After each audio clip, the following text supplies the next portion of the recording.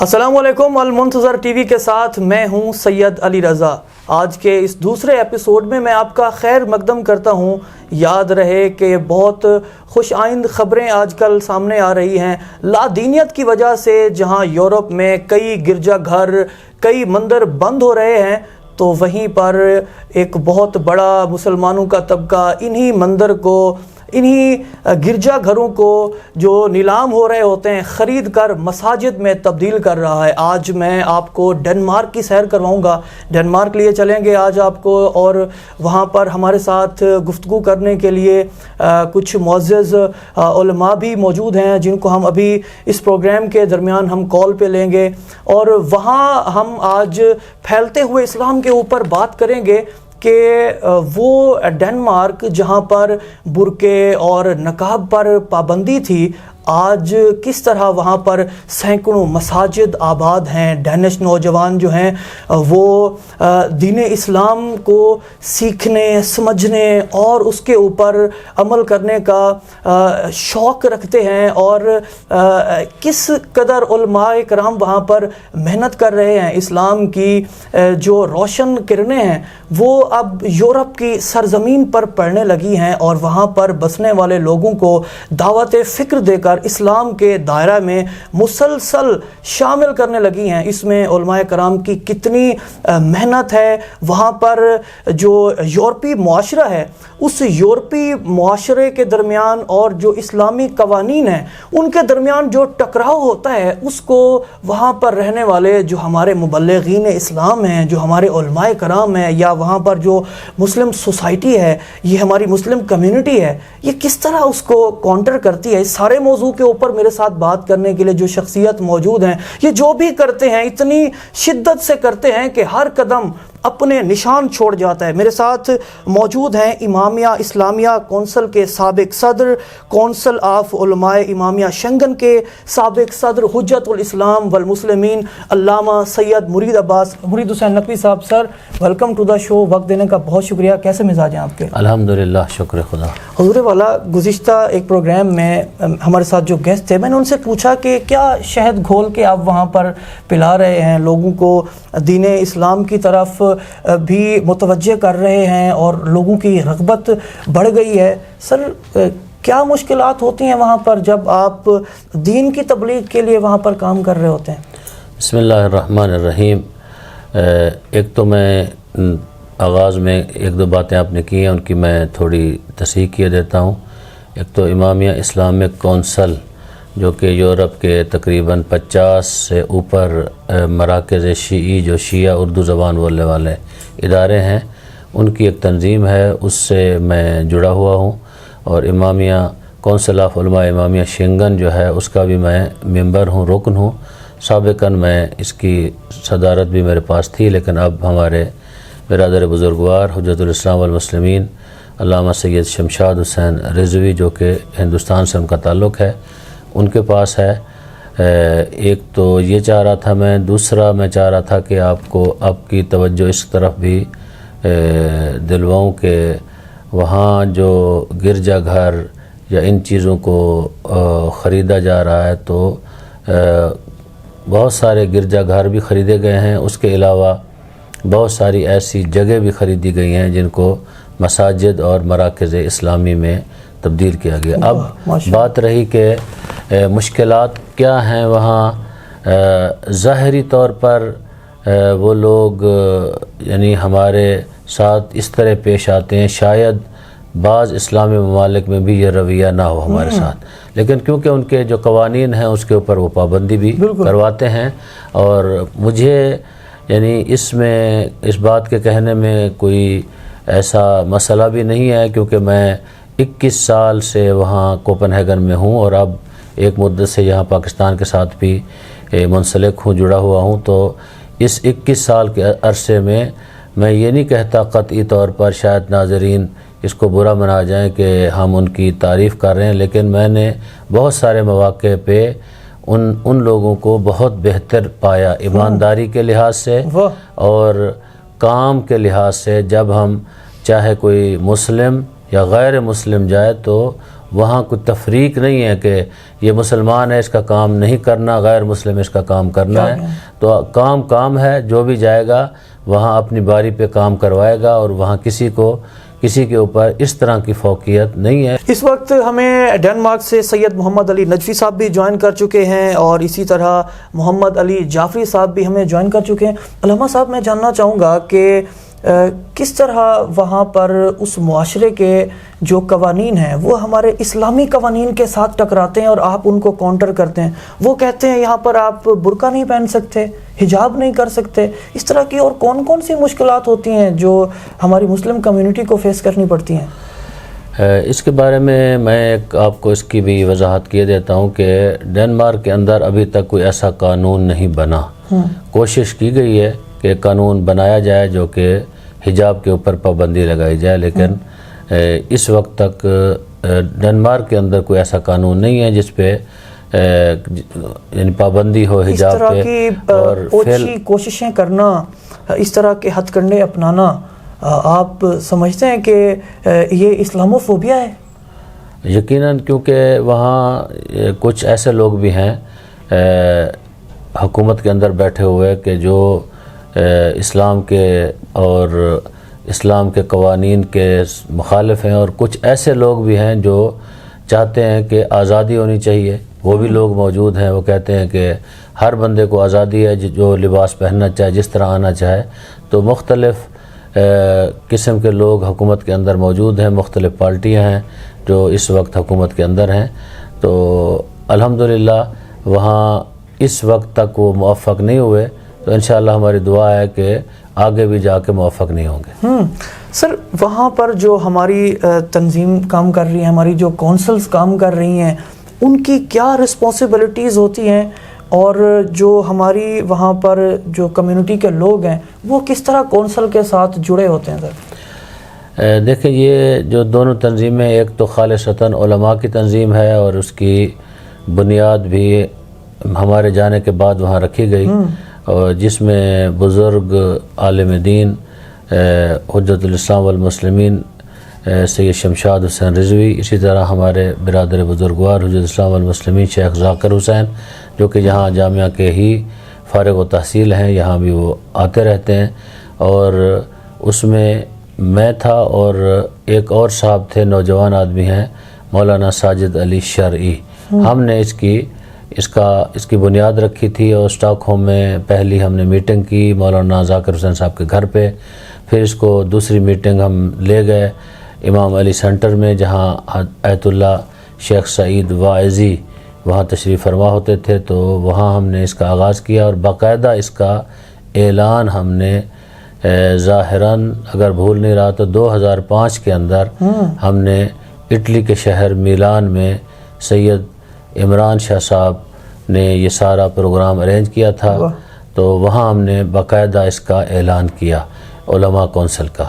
اور امامیہ Islamic council جو ہے وہ پہلے سے ایک تنظیم یورپ کے اندر موجود تھی، جس کے بانی مرحوم ملا اصغر رحمۃ اللہ علیہ، جو کہ خواجہ جماعت کے صدر بھی تھے اور عالم دین بھی تھے، انہوں نے، اور ہمارے پاکستان سے تعلق رکھنے والی ایک بہت بڑی شخصیت بزرگ عالم دین علامہ ظفر عباس صاحب ملک، جنہوں نے اس کی بنیاد رکھی. اس کا آغاز ہوا یورپ کے اندر.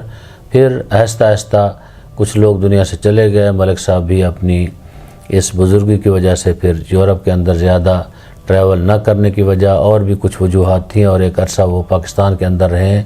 پھر اس کو شفٹ کیا گیا ہے یورپ کے اندر. جو علماء ہیں اس کو چلائیں، اور الحمدللہ یہ لوگ، نوجوان، بچے، بچیاں جو اس تنظیم کے ساتھ جڑی ہوئی ہیں، وہ علماء کے ساتھ بھی ہیں. ہمارے علماء کے جو پروگرام ہوتے ہیں، ہر 3 مہینے بعد ہمارے تمام جو ممبر علماء ہیں کسی نہ کسی ملک میں ٹریول کرتے ہیں، وہاں جاتے ہیں، 3 دن یا 2 دن رہتے ہیں، لوگوں کی تربیت بھی کرتے ہیں، ان کے ساتھ ملتے ہیں، ملاقاتیں ہوتی ہیں، بیٹھتے ہیں.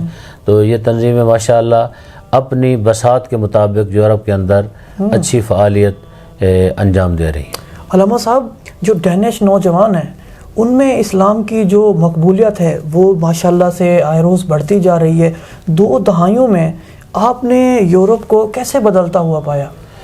جب آپ گئے تھے تب کیا حالات تھے؟ اب تو حالات کافی سازگار ہیں۔ ڈنمارک میں الحمدللہ ایک جو شہر ہے ان کا کوپن ہیگن دارالخلافہ بھی ہے، تو وہ ایک مذہبی شہر اس کو میں کہوں گا کہ اس میں الحمدللہ بہت ساری مساجد، مراکز، تمام مسالک کے وہاں پہ موجود ہیں، اور میں بھی تقریباً 21 سال سے دیکھ رہا ہوں کہ کوئی ایسا واقعہ، حادثہ بین المسالک، بین المذاہب پیش نہیں آیا جیسے ہمارے وطن میں بسا اوقات پیش آ جاتے ہیں۔ وہاں پر سب لوگ مل جل کے ہم وہاں کام کرتے ہیں، ہمارے اہل سنت بھائی بھی ہمارے ساتھ ہوتے ہیں، ہماری مجالس میں، پروگراموں میں وہ شریک ہوتے ہیں۔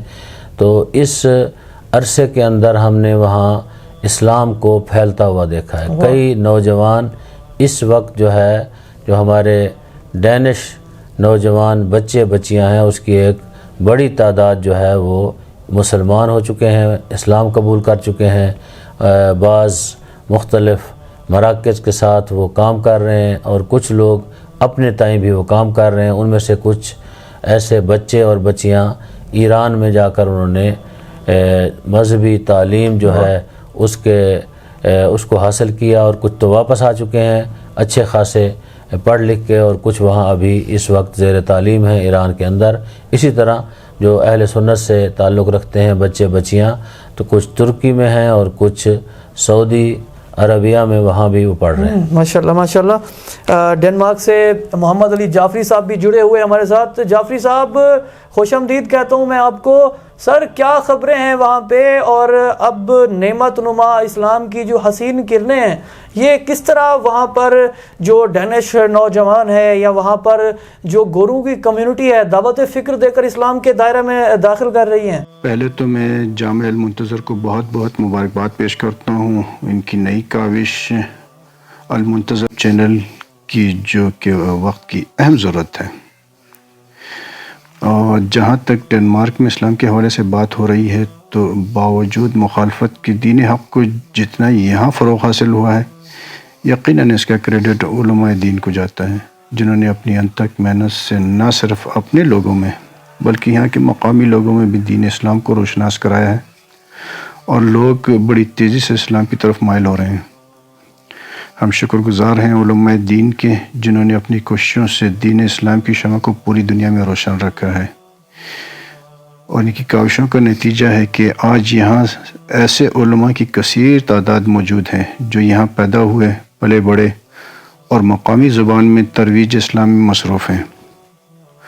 اور وہ وقت انشاءاللہ دور نہیں جب یہ سارا معاشرہ محمد و آل محمد کے چاہنے اور ماننے والوں میں تبدیل ہو جائے گا انشاءاللہ۔ بہت اچھے جی، بہت اچھے۔ علامہ صاحب وہاں پر ہم جس طرح یہاں پر ہمیں خاص طور پر عزاداری کے ایام میں کبھی کبھار بہت ساری مشکلات کا سامنا ہوتا ہے، ڈھیر سارے معاملات کو ہمیں دیکھنا ہوتے ہیں، وہاں پر مذہبی رسومات کے حوالے سے کس طرح آزادی سمجھتے ہیں آپ سمجھتے ہیں کہ یار وہاں پہ ہمیں کوئی روک ٹوک نہیں ہوتی؟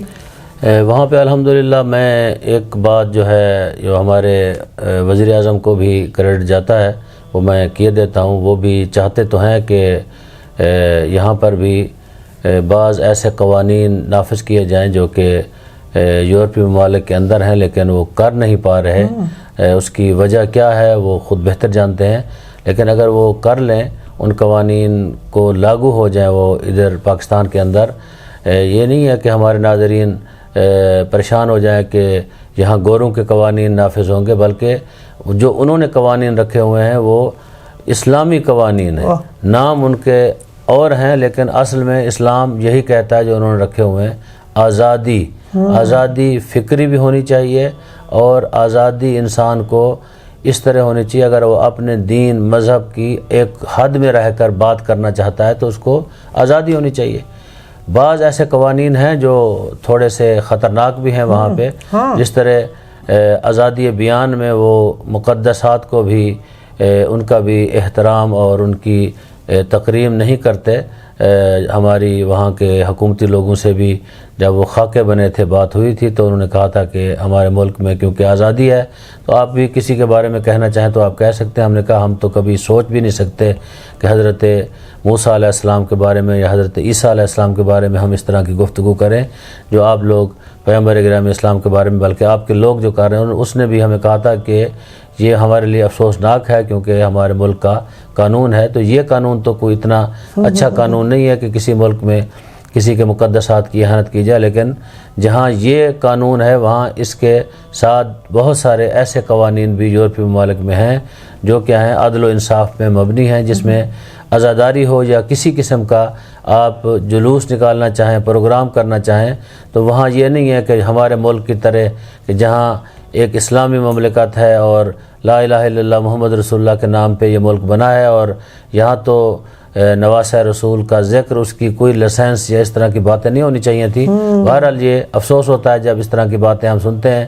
جس بھی حکومت نے اس کام کو شروع کیا لائسنس وغیرہ کو، شاید ان کو اندازہ ہی نہیں ہے کہ وہ مسلمان تو دور کی بات ہے اور وہ لوگ اسلام سے آیا محبت بھی کرتے ہیں یا نہیں کرتے. تو وہاں یہ ہے کہ آپ اجازت لیں اور اپنا جلوس نکالیں، اس میں کسی کو کوئی رکاوٹ نہیں. عید میلاد کے جلوس بھی نکلتے ہیں الحمدللہ، لوگ کثیر تعداد میں شامل ہوتے ہیں. جلوس جو ہے عاشورہ کا بہت بڑا جلوس ہوتا ہے. اسی طرح اربعین کی واک جو ہے وہ بھی ہوتی ہے وہاں پہ. یعنی ہر ایک بندے کو آزادی ہے، آپ ایک دن کے درخواست پہ وہاں اجازت لے سکتے ہیں، مگر یہ کہ کچھ ایسی چیزیں ہوں جہاں وہ اجازت نہ دیں، مثلا جیسے کرونا وائرس تھا اس طرح. تو باقی وہاں الحمدللہ اس حوالے سے کوئی پرابلم پریشانی نہیں ہے. ہاں ان کے کچھ قوانین ایسے ہیں جیسے میں نے عرض کیا کہ وہ اسلام کے اور آزادی کے نام کو لے کر وہ غلط قوانین بھی ان کے اندر موجود ہیں. ہمارے ساتھ مولانا سید محمد علی نجوی صاحب بھی موجود ہیں. نجوی صاحب سر بہت شکریہ وقت دینے کا. وہاں پہ لادینیت کے بادل چھا گئے ہیں، ایسی خبریں ہمیں موصول ہو رہی ہیں اور اب تک کتنی مساجد وہاں پر آباد ہو چکی ہیں، کتنے ایسے مندر، کتنے ایسے گرجا گھر اب تک آپ مساجد و امام بارگاہ میں تبدیل کر چکے ہیں. بسم اللہ الرحمن الرحیم وبہ نستعین انہ خیر ناصر و معین وصلی اللہ علی محمد وآلہ الطیبین الطاہرین المعصومین. سب سے پہلے میں آپ کا شکریہ ادا کرتا ہوں اور اس کے بعد آپ کے پہلے سوال کا مختصر جواب یہ ہے کہ ڈینش یوتھ کمیونٹی کو ڈینش یوتھ کمیونٹی تک ہم اپنا پیغام کیسے پہنچاتے ہیں. سب سے پہلے ہمارا ایک موٹو اور ہمارا ایم یہ ہے کہ ہم اپنے نوجوانوں کو اور اپنے بچوں کو اس لیول تک لے جائیں کہ وہ انہیں اتنی تعلیم دے دی جائے کہ وہ جب کالج اور یونیورسٹی لیول پہ پہنچتے ہیں اور اپنے اس دوستانہ ماحول میں جب وہ بیٹھے ہوتے ہیں تو وہ ان نان مسلمز تک پیغام الہی اور اخبار محمد و آل محمد کو نقل کر سکیں اور اس پہ بحث کر سکیں، چاہے وہ وجود اس بات وجود خدا ہو، چاہے وہ عصمت انبیاء ہو یا دیگر عقائدی جو مسائل ہیں اور موضوعات ہیں. تو ہم اپنے بچوں کو تیار کریں. ایک تو اس کا یہ فائدہ ہے کہ ان کا جو دینی تشخص ہے وہ قوی ہوتا جائے گا، وہ مزید اسٹرانگ ہوگا اور اس کے بعد وہ اسی پیغام کو جو ہے نان مسلم کمیونٹی یوتھ جو ہے خصوصاً ان تک وہ پہنچا سکتے ہیں. اس کے بعد اس کے علاوہ جو ہے ظاہر ہے تالیفات ہیں جن کا ترجمہ ہوا ہے، بہت ساری کتب ہیں. قرآن مجید جو ہے اس کا ترجمہ دینی زبان میں ہو چکا ہے، نہج البلاغہ کا ترجمہ دینی زبان میں ہو چکا ہے اور دیگر کتب اور ویب سائٹس کا بھی ترجمہ ہو چکا ہے جو کہ دینی زبان میں موجود ہے.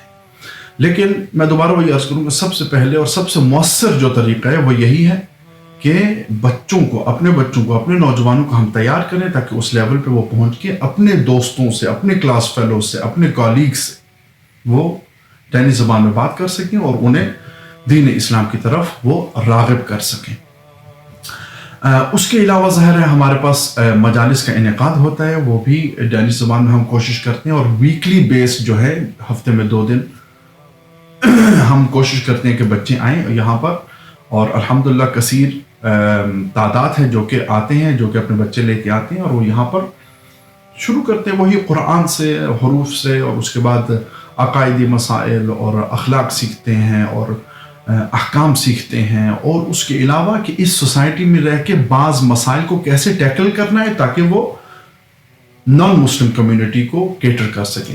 یہ تمام چیزیں ہم الحمدللہ یہاں پر کرتے ہیں، اور خصوصاً یعنی بہت سارے یہاں پر مراکز ہیں، لیکن خصوصاً ہم اس ادارے میں ہمارا بھی اس بات پہ ایک خاص فوکس ہے جو کہ ممکن ہے دیگر اداروں میں نہ ہو. رہ گیا آپ کا دوسرا سوال، تو ایسا نہیں ہے کہ یو کے کی طرح بہت ساری چرچز جو ہیں وہ آج امام بارگاہیں بن گئی ہوں، کیونکہ وہاں پر ایک رواج ہے کہ وہاں پر جو چرچ چھوڑ دیے جاتے تھے تو بعض بزرگان اور برادران نے وہاں پر انہیں خرید کے پھر امام بارگاہ بنا دیے، جو کہ اچھی بات ہے. لیکن یہاں پر ایسا رواج نہیں رہا. یوں تو بہت ساری عمارتیں ہیں یہاں پر جو کہ بعنوان مسجد اور امام بارگاہ یہاں پر موجود ہیں. خود آپ ہماری کوپن ہیگن کی مثال لے لیں جو کہ ڈنمارک کا کیپٹل سٹی ہے. اس میں خود اردو زبان 3 یا 4 جو ہیں امام بارگاہیں یہاں پر موجود ہیں، اور ہم سے زیادہ یہاں پر عراقی ہیں اور افغانی ہیں. تو بہت سارے مراکز ہیں، اور تمام مراکز کا فوکس ظاہر ہے ڈینش زبان میں بھی ہے کہ ہم یہ جو اگلی نسل ہے اس کو تیار کر سکیں تاکہ وہ دیگر جو ہے نان مسلم سے گفتگو کر سکیں، بحث و مباحثہ کر سکیں، اور یہ چیزیں حتماً بہت ضروری ہیں. اور ظاہر ہے ان تمام مراکز میں سے ایک ہمارا یہ مرکز ہے جو کہ مدینۃ العلم ہے، جن کے سرپرست اور بانی حجت الاسلام والمسلمین قبلہ سید مرید حسین نقوی صاحب ہیں. تو ان کی بہت ساری خدمات ہیں، بہت ساری قربانیاں ہیں. الحمدللہ یہاں پر ہمیں خدا نے ایک موقع دیا ہے کہ جہاں پر ہم اپنی کمیونٹی کے لیے، شیعہ کمیونٹی کے لیے، مسلم کمیونٹی کے لیے، اور اپنے سوسائٹی کی کمیونٹی کے لیے ہم یہاں پر خدمات انجام دے سکتے ہیں. بہت بہت شکریہ، والسلام. بہت شکریہ علامہ صاحب. آپ کے کومنٹس شامل کرنا اور اسی طرح جعفری صاحب کے کومنٹ شامل کرنا بہت عام تھے. حضور والا، جس طرح یہاں پہ ہم دیکھتے ہیں کہ اتحاد بین المسلمین کی بات ہو رہی ہوتی ہے، لائک اگر میں یہاں پر شیعہ علماء کونسل کی بات کروں، یا یہاں پر میں جو ہماری مذہبی امور کے حوالے سے جو میٹنگز ہوتی ہیں، جس طرح یہاں پہ 5 وفاق ایک پیج پر کام کر رہی ہیں، وہاں بھی اس طرح کا سیٹ اپ ہے؟ وہاں الحمدللہ اس سے بھی یعنی اتحاد کی فضا جو ہے پاکستان سے بھی بہتر ہے. وہاں پر میں نے آغاز میں بھی گزارش کی کہ اہل سنت کے ساتھ بھی بہت اچھے مراسم ہیں. اہل سنت کے علماء ہمارے پروگراموں میں آتے ہیں، ہم وہاں جاتے ہیں، ایک دوسرے سے ملتے ہیں. حتیٰ کہ ایک بات جو بہت دلچسپ ہے، ہم اپنے ناظرین کو بتانا چاہتے ہیں کہ تقریباً 2 سال، 1 سال تو میں نے خود اشرہ پڑھا ہے، 2 سال سویڈن کے شہر مالمو میں ہمارے اہل تشیع برادران کے پاس کوئی خاطر خواہ جگہ نہیں تھی، تو منہاج القرآن جو کہ ڈاکٹر طاہر القادری صاحب کا ادارہ ہے، انہوں نے کہا کہ آپ عزاداری یہاں آ کے کریں. اور حتیٰ کہ وہاں عزاداری ہوتی رہی، زیارتیں پڑھی گئیں، ماتم ہوتا رہا.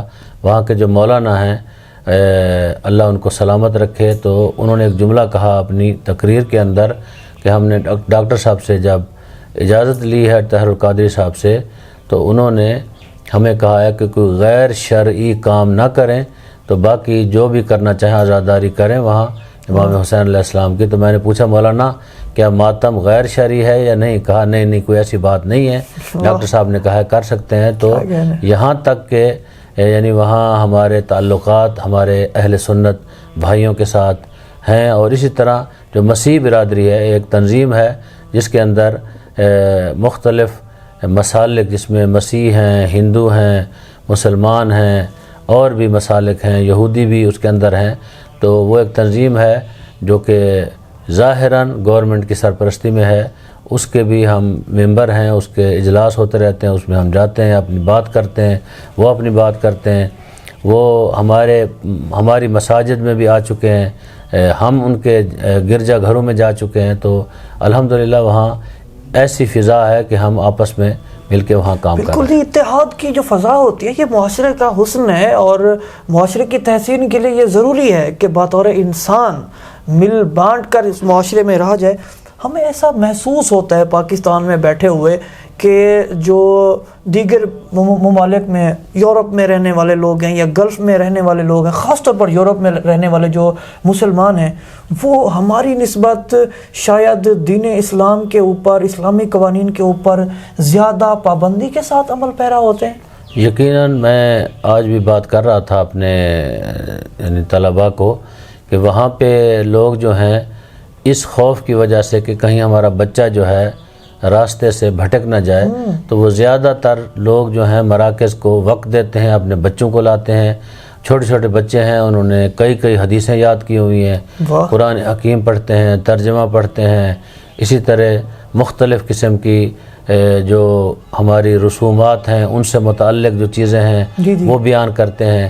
تو وہاں الحمدللہ یعنی جو 3 دن ہفتے میں ہوتے ہیں ہمارے ہاں، لیکن اہل سنت کے ہاں تو ہر روز کلاسز ہوتی ہیں. ہمارے مرکز کے اندر 4 دن کلاس ہوتی ہے، 3 دن بھرپور کلاسیں ہوتی ہیں، جمعہ، ہفتہ، اتوار، پیر والے دن بھی ہمارے پاس کلاس ہوتی ہے. وہاں لگ بھگ 300 اور 300 سے اوپر بچے بچیاں، جس میں افغانی بھی ہیں، ایرانی بھی ہیں، پاکستانی بھی ہیں، انڈین بھی ہیں، عرب بچے بچیاں بھی ہیں، وہ ہمارے ہاں پڑھنے آتی ہیں.